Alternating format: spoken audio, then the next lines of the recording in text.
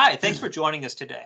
With us is Joe Sylvester. He's the Chief Client Officer at Five Star Call Centers.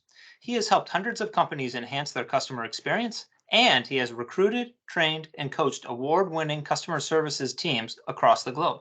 Welcome, Joel. How are you? Great to see you, Ben. Yeah, good to see you too. Why don't you tell us a little bit about yourself, where you're from, and how you got to where you are?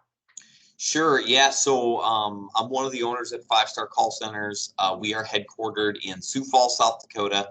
The Midwest for years has, really been somewhat of a hub for world-class customer care for a couple of reasons.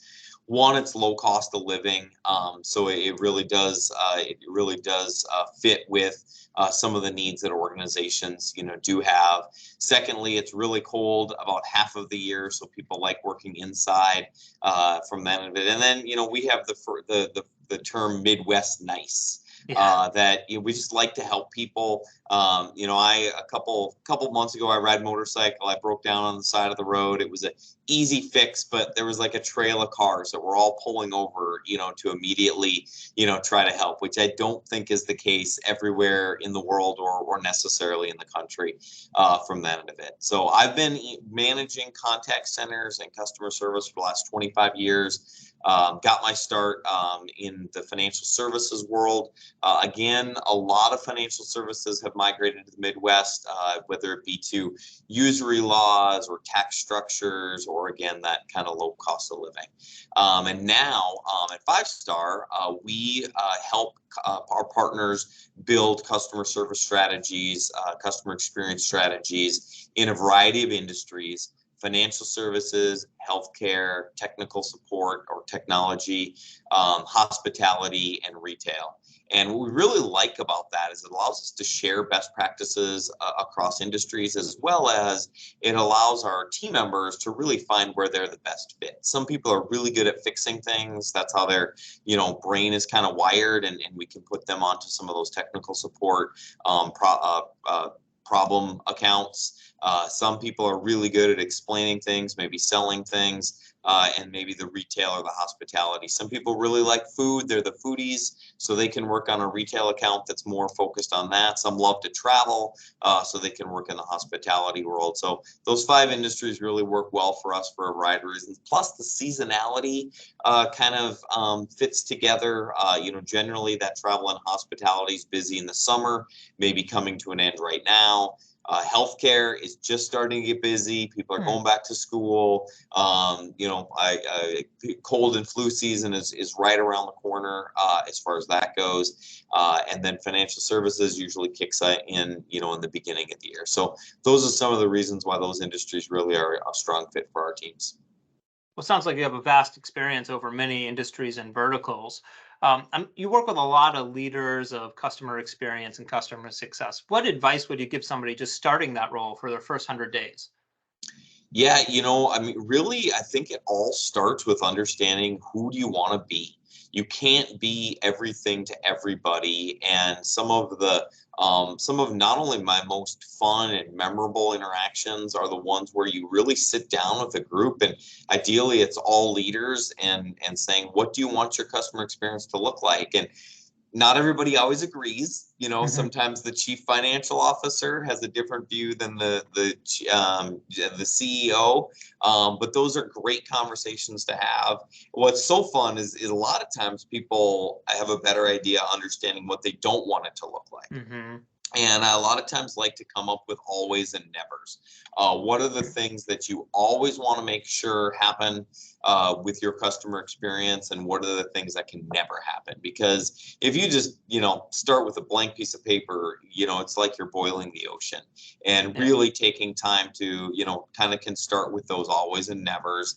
And then the next thing is, really the pillars that we've come up with is, you need to have processes that support your team and support your customer. And the better the better experience your agents or your team members have, the better experience your customers will have with customer experience. So we look at two things. We look at workflow and workforce, and what things are work with your workflow and make it easy for customers and limit that maybe friction for customers, and what are the things that can be improved. And then the same thing with your workforce. What are the tools your workforce has that really allow them to provide that world-class customer care, and what are some things that need to be added? Oh, that's great. So it sounds like you're setting up a really good framework to begin with. After that first, onset of account, or even at your own company is done after the 100 days, what do you currently focus your strategies on, and what are you going to focus them on in the future? Yeah, so the thing that I know is true in customer experience, I think it's true in almost every industry, but with customer experience, it's a balancing act of balancing service level or speed of answer, fast, Hmm. quality, and expense. You've heard the adage, you can have it cheap, fast, or good, pick two. Hmm. And again, that's really kind of a matter of understanding what your organization is, what your customers are looking for, and really trying to build that. And then putting KPIs, key performance indicators, in that allow you to track those things and understand what you're looking for. After that first 100 days, it's a matter of really what gets measured is what gets done. So making sure that you've got the right measurements in there that are in our industry really real time. You want those to be real time, every minute, every second, somebody understanding how things are doing, and then obviously rolling up to more of an executive level, and then inspecting what you expect. So once expectations are set, once goals are set, once reporting is there, making sure you're really looking and making sure that you're getting the performance that your organization expects. That's great. I want to dive a little bit deeper on these KPIs, right? So you're measuring your success. How do you determine the KPIs? How do you track these KPIs? Let's talk more about that. Yeah, in a customer service world, again, it all goes back to those three. So fast, how quickly do you want to answer the phone? What do your customers, what now there's a trade-off, right?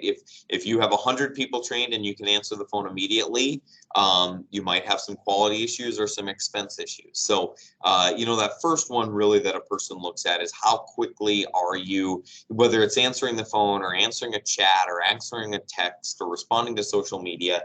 But that's usually kind of your baseline.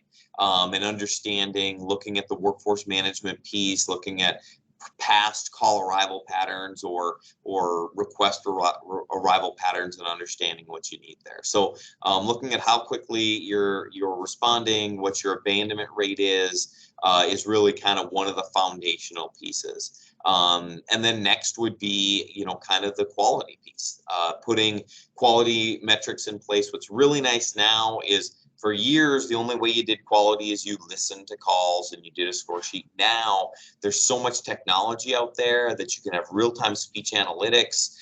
You can really understand tone and sentiment, both of an agent and of a customer. And when the customer's tone starts to go sideways, probably so does the agents eventually. So those are Hmm. things that are so exciting right now in the industry, with automation and with AI and with natural language things that we really didn't have 5 years ago, 10 years ago, that I'm really excited about. So you've got that speed, you've got that quality, and then the next thing that I think you really look at is just really understanding that cost, right? That if you had a blank check or unlimited budget, you could always answer the phone or respond quickly. You could always have great quality, but that's just not the world we live in, especially not maybe today. And so really understanding what are feasible items that you're willing to, what's the framework that you can work with from a budget standpoint. Now that we've established these KPIs and we're measuring our success, what pain points do you run into during these campaigns? I think there's a couple. One really I think that comes to mind is really making sure there's strong definitions around who does what when. Any good process is going to have that, but really making sure that if an agent is handling an interaction from start to finish, they need to have the tools to be able to do that.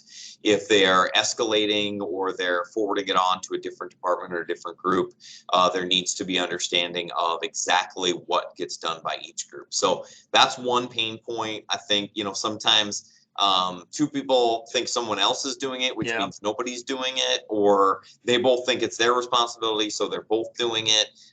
So that's one that we really try to make sure we have a clear understanding of, because that can be a breaking point. Yeah, expectations are key in every aspect of an organization. Um, well, I'm going to change it up here a little bit. So you've got all that down. You know the pain points. Something that I think might be difficult is getting buy-in from the leadership in the C-suite. Why don't you tell me more about how you navigate those waters? Yeah, I think a lot of it really comes into, if you're driving a car, you need to have your dashboards, right? You need to know your speedometer tells you how fast you're going, your temperature gauge tells you, what your oil pressure looks like. So really building those dashboards that everybody agrees on and looks at, and really kind of, I think, it's customer experience. Not everybody gets excited about it, Hmm. but when you put the right dashboards into place, it really can have people get excited. I get emails in the morning from CEOs every day that see that a dashboard came in, that service level was, better than goal, and budget was better than, allocated, and quality was above. And truly people get excited about it. So putting those things out there that are easy to read, easy to digest. My least favorite thing is when reporting needs to be, you need to click on three different things to Yeah. find it. You need to scroll down. And so we really try to put in a lot of reporting that looks like a speedometer. You can Hmm. see, are you red, yellow, green? Where are you at? People for some reason just respond to that, whether you're on a road trip and you're used to staring at a speedometer, but really understanding and putting together the reporting that makes sense. And then that also is monthly business reviews, and then quarterly and annual reviews. But most senior leaders I've seen want things to be simple. They want it to be in words that they can understand. They want it to be a one-stop shop. They don't want to have to go to one place for a report. So really working with them to put it together, and I generally I'm amazed that how busy people are, all the things they have going on. When you give them that information in a very digestible one-stop shop, how responsive they are to it. That makes total sense. And the reporting, I think, might touch upon my next question a little bit. But do you have like a specific example where you've used customer feedback to improve a business? Yeah, so I talked about the industries that we serve. Retail, customer service, hospitality, technical support, and financial services, and I think retail has generally been one of the first movers in customer service, because Mm. it's such a cutthroat industry, and you have so many options. Healthcare has maybe been lagging, because for the most part, if you're having a heart attack, you're probably not shopping around, right? Exactly. You're going where whatever's closest. But we've really been able to take some of our best practices from retail, which we've been doing for 20 years, and even from financial services, and put those things in. During the pandemic, for example, we were able to allow customers or patients to be able to self-serve, to be able to Hmm. answer questions up front. Think about your typical clinic experience. You get there and then they hand you the clipboard and then you fill out, the things. So you're sitting there for 10 minutes. Yeah. Where generally in a financial services or in a retail environment, all that information is gathered up front. So by the time you get there, they're able to serve your needs more quickly. So that was one that came up during the pandemic, is we were able to truly allow customers to get all of their information ready to go before a visit, Hmm. and that cut visit times in half. Which during the pandemic, to cut visit times in half was absolutely revolutionary. With Yeah. some of our businesses, on a smaller scale, just being the eyes and ears listening. We had a retail customer that was getting one particular product returned at 4 times the rate of normal return. And we were identifying exactly what was broken. The packaging was getting put in backwards at the manufacturer. So some engineer put together great packaging, some engineer put together a great product, but something was missed and the packaging was getting put in backwards. It was literally just a simple note to the manufacturer to retrain their group, and their returns went down. So That's catching amazing. that immediately, some of that real-time feedback, that speech analytics we're talking about, ended up being a $100,000 worth of savings Wow. because of something that, quite honestly, was pretty simple. That's amazing. Like it takes all of that work to find a simple error sometimes, but you got the needle in the haystack. So you talked about the pandemic switching up, kind of what you do and changing what customers expect. What do you think the future of customer experience is?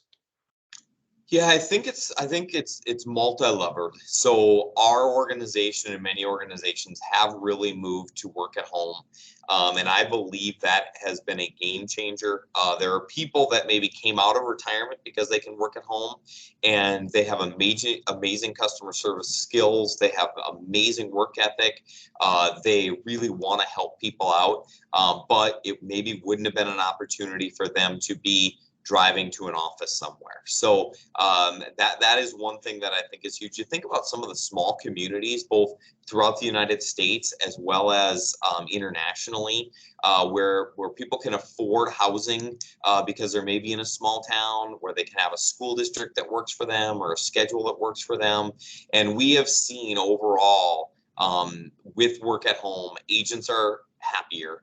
If agents are happier, generally everything else is easy, for lack of a Hmm. better word, from the end of it. We've seen more opportunity internationally as well, because of some of the employment rates and just generationally, people in the United States and Europe are having less children at a later stage in life. So from a population standpoint, there are a lot of really strong, educated team members in Africa, Central America, South America, that maybe prior to the pandemic wasn't something that was being taken advantage of fully, but just because of kind of the generational need for workforce, we've seen that. And then secondly, the willingness of people to centralize and be served virtually. Prior to Hmm. the pandemic, telemedicine existed, but it was at a very low adoption rate. And one of the things I always say is that necessity is the mother of invention. Things are invented out of need, but adoption is the mother of desperation. So even though a lot of the tools that were Zoom, the call we're on right now, a lot of these things were invented prior to the pandemic, but a lot of them really got adopted during the pandemic because there were no options. So I think of telehealth. I think of a lot of different food ordering type systems. A lot of the Hmm. things that were done face to face just because they'd always been done that way, I really think are starting to move to more of a virtual environment. It's more convenient for everybody. It's less expensive, and it does allow you to take advantage of workforces that are maybe in a more rural community, smaller community, or near shore or offshore from that. Yeah, which can help the bottom line, right? Yep, that's a really good advantage of that sort of thing. I've got a couple more questions for you, but these are the easy ones. What else should we know about you and your company? Yeah, I think the biggest thing that I will tell you is most of the organizations that we work with are really, I think, somewhat surprised to know that they're organizations that do nothing other than world-class customer care. And we work with organizations that do an amazing job with healthcare, that, they're doctors, they're nurses, they're pharmacists, they went to school for this, they do an amazing job with it. And quite honestly, customer care, customer service isn't always their core competencies. Oh, absolutely. We work with groups that manufacture the latest and greatest in technology. These are engineers that are, smarter than I could ever hope to be. But all we do is world-class customer care. So it really is fun to work with somebody. I know for me, if I work with somebody that this is all they do, I'm getting some renovations done at my house, and you look at, I worked construction growing up, but I am not a master craftsman. And I look at the work that these guys do because it's their skill set. It's all they do. So really to think about customer experience as a something that can truly be brought to the next level by an organization that lives it and breathes it. That's all we do. That's all I've done for 25 years. Our leadership team here has over 400 years of experience in customer experience. So if nothing else, we've done everything wrong, so you can learn from our mistakes. And also, again, because of the industries we've served, we've probably done it from some different industries that were maybe on the leading edge, and now new industries can learn from that. Oh, that's great. That's great. Last one for you is, how can we learn more about you and, follow your career? Sure. So, 5starcallcenters.com is our website. We try to do as much information like this as possible, Ben. Getting things out there, top 5 things to do, top 3 things to do, quick hit things. So that's a great way. You can go on there and you can, subscribe to our newsletter and our blog. I'm Joel Sylvester. I'm on LinkedIn, Joel Sylvester at 5starcallcenters.com.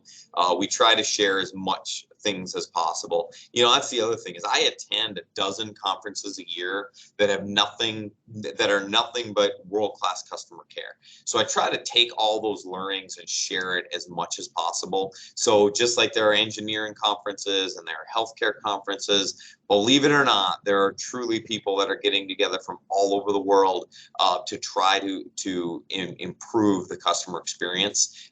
And it's very easy to kind of learn some of those things. And we try to put it into a real actionable opportunity. Yeah, I really appreciate that. I thank you so much for your time today, coming on and sharing your knowledge. And I hope to speak to you really soon. Thanks, Ben. All right. Thank you.